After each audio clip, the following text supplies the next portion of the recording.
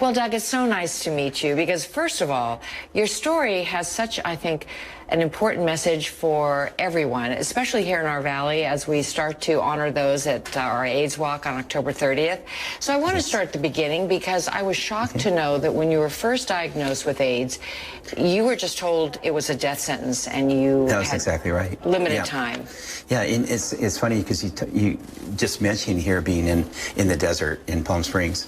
There are so many people I know that now live here. And had we ever known that we'll ever make it this long to be able to live in Palm Springs, it's kind of amazing. But we have so much of our history in common of what we experienced, what we felt, what we went through, the losses, and how we overcame those losses. And well, you and your partner were both diagnosed at the same time. Right. Very tragically, he passed. Right. You lived and, in fact, thrived. And that's really the basis of your book, isn't it? To motivate people and inspire people. Sandy, you're right on. That was, for me, I have been extremely fortunate.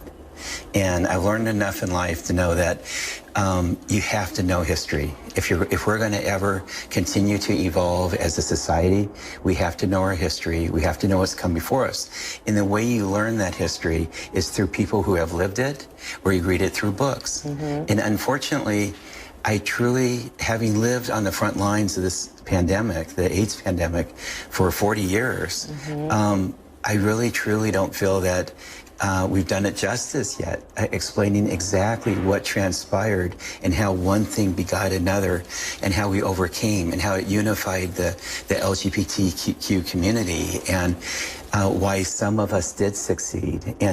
But still, when I see people my own age that went through those experiences in the 80s and 90s, because that was really the highlight of the AIDS pandemic, although it's still unfortunately going on, it's it was almost like the 9/11 event where I could see in their eyes that they experienced the same losses, the same tragedies that I experienced that helped formulate our entire life. Yeah, and now you've recently been elected councilman of Ventura, City of Ventura, the first LGBTQ in the county. In the county. Yeah, it's wonderful accomplishment.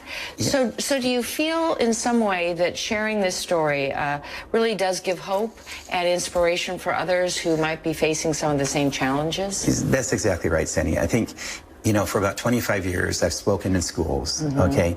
Early on, after my partner, Randy Morrison, had passed away, I really felt there was nothing else in life to fear. And that I needed to take, in honor of Randy, I needed to make sure that I spent every moment that I had making a difference, whether that be another day, another week, another month. I really didn't plan for more than 3 more months, you know, and here I am 30 years later, you know, but I really think that, well, none of us can really control the hand of cards that we're dealt. It's all about the decisions that we make. And I think I've had a lot of luck in the decisions I've made.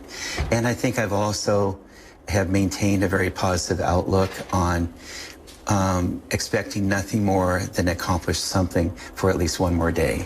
Wonderful. And our viewers can meet you and go to your book signing Sunday at Just Fabulous. Can't wait. And that's a wonderful opportunity to get that one-on-one contact with so many who will really be inspired, I think, by your book. And can relate to the story. I mean, the story is the story of our generation. It's the story that included one of the significant tragedies of humanity that none of us knew was even lurking around the corner. Right, and to see you thriving and happy and now in government. Yes. We're so happy to meet you and have you. And again, this Sunday at Just Fabulous, everybody can meet you and buy a book, get a book signed by Doug, and visit and share stories. Right, share and be stories. Inspired. Yep. Absolutely. Thanks so much for joining us. Absolutely. Thanks for having me.